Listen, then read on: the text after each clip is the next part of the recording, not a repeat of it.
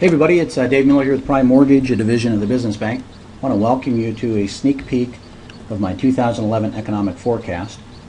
As real estate agents, financial advisors, and consumers, I'm sure you're all interested in getting a sense of how 2011 is expected to shape up.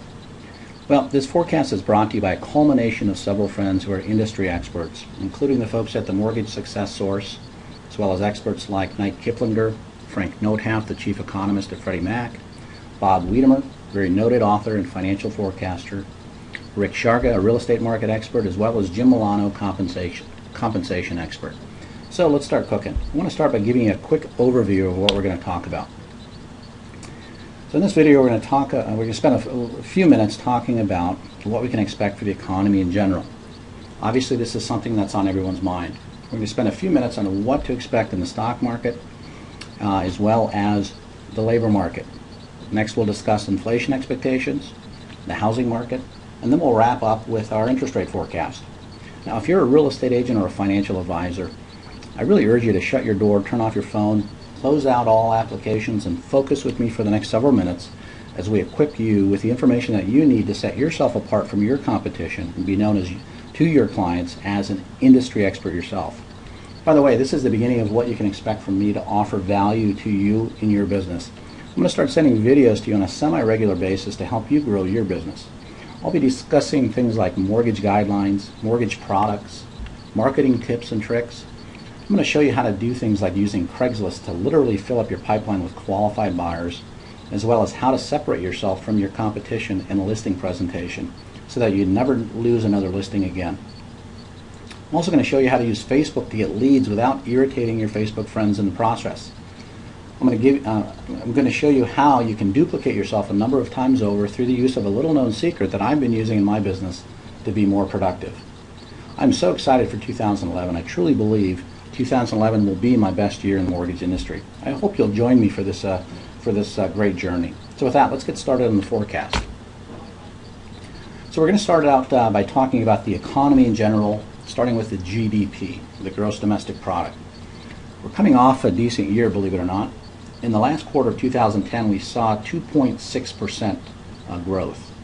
For 2011, the expectation for GDP is in the high 2s to 3%, which is a bit higher than recent expectations, and this is primarily due to QE2. When we look at the passage of QE2, or the second round of quantitative easing, it is stimulus to the economy. That, coupled with the passage of the Bush-era tax credits, is also a measure that should help push the economy in the right direction. So what is QE2 exactly? Well, QE2, or quantitative easing, quite simply is when the feds literally print money to buy bonds. So why would they do this? Well, they do this for several reasons, one of which is to push up the price of stocks. Number two, they want to lower the unemployment rate and help create inflation by devaluing the dollar. Now, they're not going to tell you this, but that's really what they're trying to do. Why would they want to devalue the dollar? The reason is real simple. They want to lower the price of our exports to make our products more attractive to the rest of the world. This in turn helps bolster production, which in turn is designed to help create jobs. We all know it's the jobs market that will help turn the real estate market around. So there definitely is a method to their madness. They won't say it, but this is their goal with QE2. It's not to keep long-term interest rates low, but rather to drive up stock prices, create jobs, which in turn should help the housing market and the economy in general. With more jobs and better performing 401ks and IRAs, this should bolster confidence in the American people. A confident consumer is a consumer that will spend money. So let's break this down a bit and take a harder look at the stock market. Let's start by looking back at how the stock market performed in 2010. 2010 was a great year for stocks. The Dow up 11%, S&P up 13%, NASDAQ up nearly 17%. It's a pretty darn good year for stocks, with the majority of those gains coming in the last half of the year on the heels of QE2. So based on the goals the Fed have with QE2, so far it's been faring pretty well in terms of gains in stocks. Now for 2011, we feel we will continue to see growth in the stock market. Perhaps not at the levels of 2010, primarily due to the fact that everything's starting to stabilize a bit. So the expectation is that while there will be continued growth in the stock market, it's probably not going to be at the wild gains we've seen in 2010. This should translate into more hiring as well as an increase in consumer demand. At the end of the day, the buying sphere of the consumer should step up. So in general, we'll see the economy continuing to expand. We'll see investment starting to stabilize. We'll see dollars tending towards stocks rather than bonds. The stock market hates uncertainty, which is generally a benefit to bonds, which lowers interest rates. So as stabilization improves, this should affect the bonds and result in a slight rise in interest rates over 2011. In particular, the feeling is that energy stocks should fare very well with the increase in oil prices. Steel producers and global companies that specialize in high tech should also do very well. Why? All you got to do is look at China and India. These are huge countries with huge populations and with GDPs of over a staggering 8% right now. Think about it. We just talked about the U.S. At 3% GDP, and these countries are at 8%. You can bet there's going to be a large demand for infrastructure in those areas. Let's switch to the labor market. Obviously, it's going to be the key to the housing market, as we've already indicated. One of the main reasons the housing market has had such a difficult time in the past couple of years is, of course, due to the jobs market. If you don't feel good about a job, the last thing you're going to do is go shopping for a home. But the good news is the trend is starting to improve. What we look at is the weekly initial jobless claims that comes out every Thursday. The thing we're looking at here are the trends in the claims. Right now we're at around 400,000, which is not a great number, obviously, but it's definitely an improvement from where it was at for several weeks, which was about 450,000. The unemployment rate right now is about 9%. It wouldn't be surprising to see this drop down a little bit over 2011, under 9%. Now in 2006, we were at a 6% unemployment rate, and at that level, we had to create a lot of jobs to sustain that low unemployment rate. We're just not doing that right now, which means the labor market is going to continue to be a strain on the economy for a while. Here's something you should also take into consideration as you look at the unemployment figures over 2011. It's possible you might actually see the unemployment rate go up a bit. The reason is that there's a segment of the population that's not currently being counted in the unemployment numbers called discouraged workers. Basically, they're just so discouraged they're not even looking for employment. So as things begin to improve and stabilize, these people will re-enter the job search and be recounted in the unemployment numbers. So this may actually cause the unemployment rate to tick up a little bit. Don't be too dismayed by this if this happens in 2011.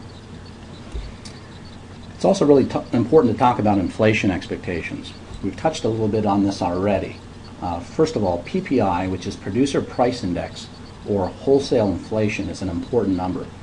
One of the things that we watch on a weekly basis, and right now it's starting to tick up a bit.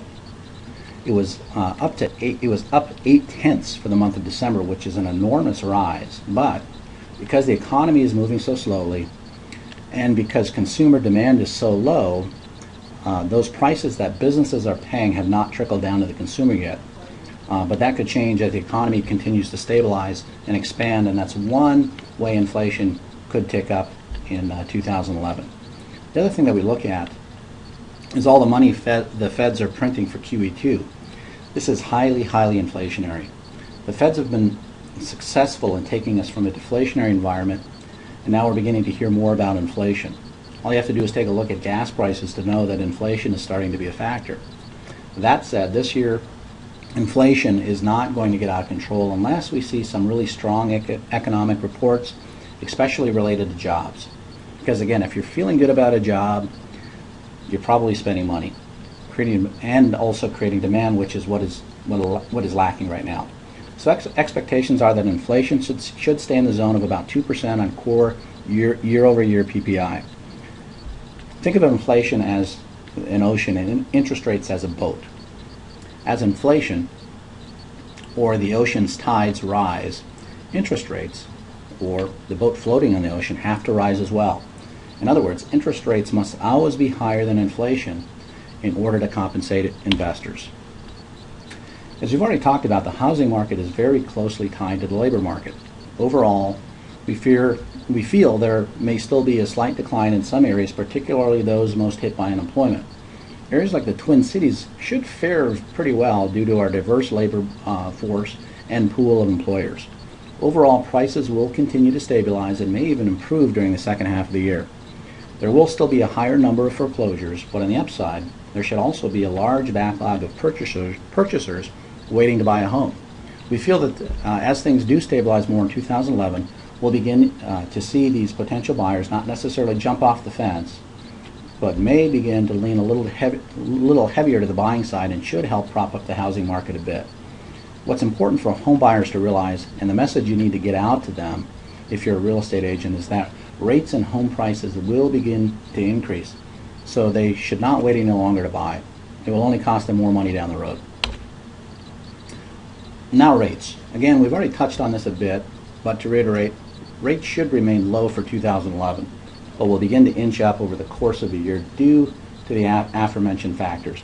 Two factors that could help rates stay lower longer is, number one, if the Feds are unsuccessful with QE2, but so far it doesn't look like that's going to be the case, or if things worsen dramatically in the Eurozone. This will drive money into U.S. bonds.